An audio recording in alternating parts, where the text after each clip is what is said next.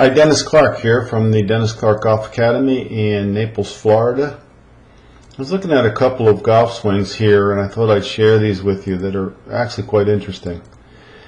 Always interesting when we hear of a position that you shouldn't be in. These are bad moves in golf. This is a death move. People get in trouble with this move or that move, and there's good reasons for saying it because many of the people who get the clubs in certain positions don't recover from them. But I want to watch the swings of two really great players here. The player on the left is Raymond Floyd. The player on the right, Jim Furyk, one of the best players of the modern era. Ray Floyd, one of the great players ever. And I just want to watch at two. They're both unorthodox, certainly, but I want to watch a couple things about them and point them out to you. And we'll show you how those of you who are fans of my blog and my videos and take lessons from me over the years, you'll know that I say that there are many ways that you can swing the golf club. It simply has, the better the golfer is, the more compatible his ways are of swinging the golf club. So if I draw the shaft plane there, you can see Raymond has taken the golf club well inside. You know, he's rolled that right forearm to the point where the golf club is getting behind him. Jim has the golf club with the right arm down, and it's well outside his hands. But I want to go up a little bit further and bring his arm about parallel to the ground, which would generally be agreed upon as the halfway back position, so to speak. And Jim's club is almost 90 degrees. It's almost straight up in the air. Raymond's club is about 30 degrees. It's almost 60 degrees flatter than Jim Furyk's swing at the same point, really, in the golf swing. Now, if you follow what happens here, we're going to put a little trace on Ray Floyd's club head just to watch what happens here. It goes, we might not quite get the top of it. It might get cut off here a little bit.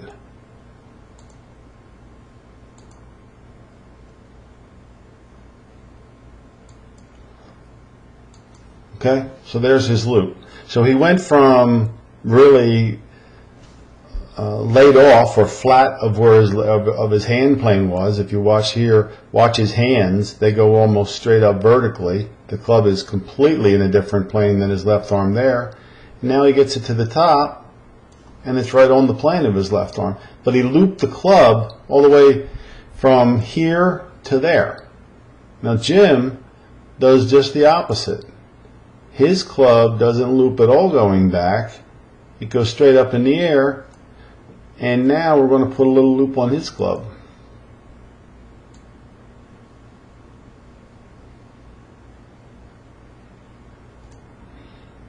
His loop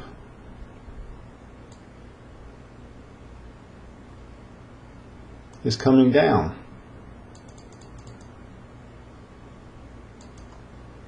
So there's his loop on the downswing of the club head, and there's Ray's loop on the backswing of the club head.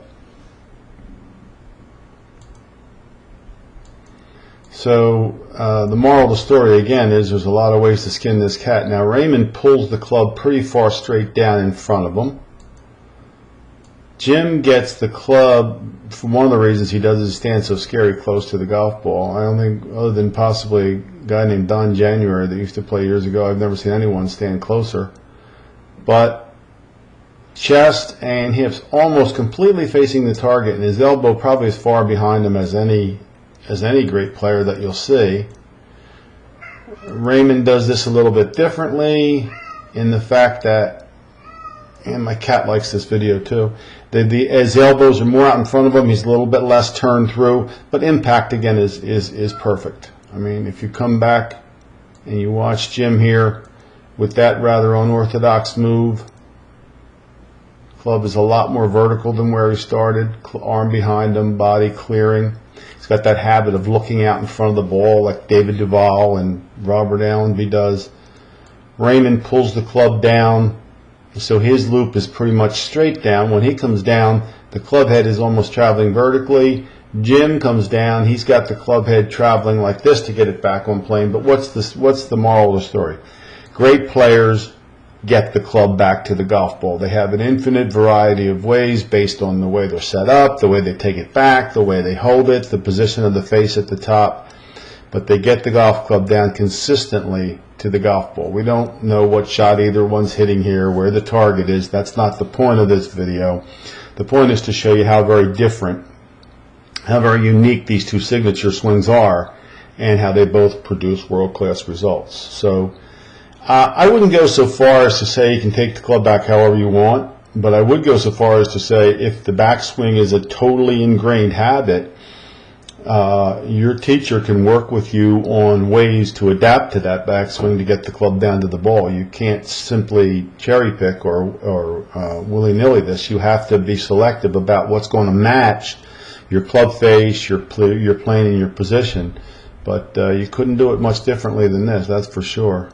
Inside, flat, laid off, lifted, pulled straight down. Outside, straight up, looped way back, behind, clear. And they could both shoot 68 just as soon as look at you. Okay, hope you enjoyed that.